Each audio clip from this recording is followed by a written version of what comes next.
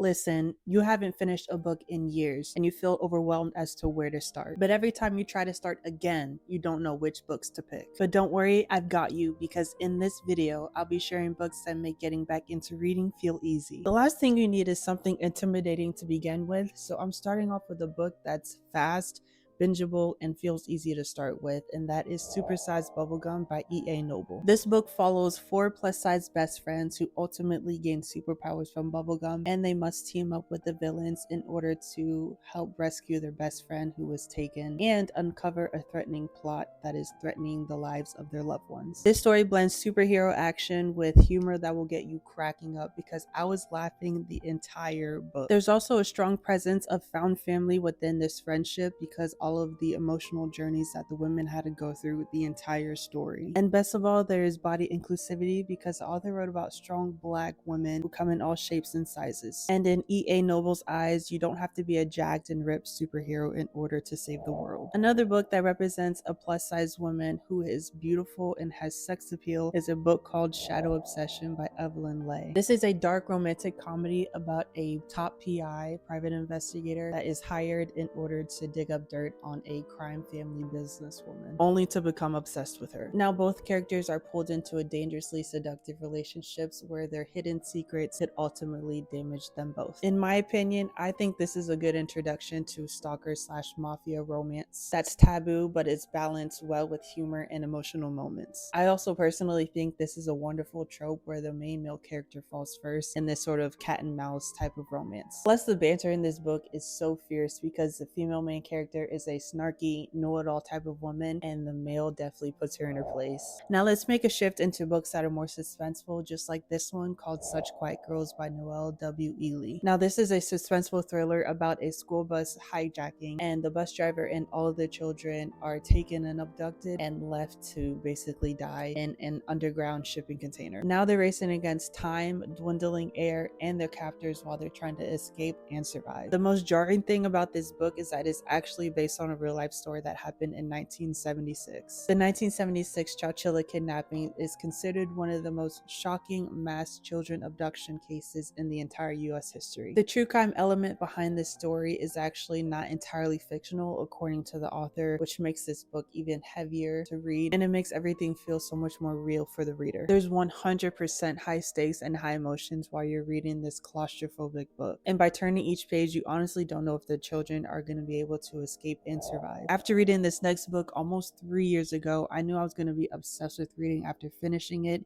and that is Verity by Colleen Hoover. I know a lot of the girls be hating on Colleen Hoover, but she does write some banging ass books most of the time. Some of them are flops, but Verity is fire. So this is a psychological thriller about a struggling writer, Lowen, who is hired to finish the best-selling series for injured author Verity. While staying in Verity's home, Lowen discovers a hidden manuscript that unveils a lot of hidden secrets about Verity and her family, pulling her into a dangerous web of obsession, deception, and blurred truth. This story is absolutely insane because it constantly blurs truth and fiction from the perspective of all the characters involved. And to be honest, you really start to question who's telling the truth and who's being deceitful. And as with any Colleen Hoover book, there's an unpredictable plot twist that'll honestly have you draw on the floor and have you staring at the wall in disbelief. Trust me. Now, for my people that want to read a series, I have the perfect one for you, and that is the Skyland series by Kennedy Ryan. Now, this is a trilogy that follows strong, complex women navigating love, trauma, ambition, and healing, set against the backdrop of the Skyland community and the relationships forming all around it. Now, these 3 books definitely have emotional storytelling that can pull out real, raw emotions from you that can be triggering and healing. These women are complex yet relatable characters that are flawed and strong, but they do still have ambition for personal growth. And the development of strong romantic relationships is compelling because each couple definitely goes through their turmoil, but they come out stronger as one. And this brings me to my very last series that's all about fantasy inspired by West African mythology, and that is The Legacy of Orïsha by Tomi Adeyemi. Now this trilogy follows Jaylenepryorreads, and she is a young woman in a West African inspired kingdom whose magic was once thriving reign but is now wiped out by a ruthless monarchy. She sets out to restore her magic to the people, but her quest sparks war, political upheaval, and new threats as she fights to protect her people, her power, and the future of Orïsha. These 3 books use magic and fantasy to explore the real-world issues of oppression, systemic injustice, and resistance. Zayle's growth as a leader is definitely heroic because she has to grow prematurely in order to fill big shoes, which I personally feel like she did the best she could. And as for the first book, Children of Blood and Bone, this too will be turned into a movie adaptation come the beginning of January 2027 with major stars like Viola Davis and Idris Elba. And you now have 10 amazing books that you can start tackling one by one to get back into reading. If you're in search for nonfiction books to get you back into reading and to cure your brain rot, you can watch that video right here. Thank you so much for being here. Enjoy, and I will see you in the next one.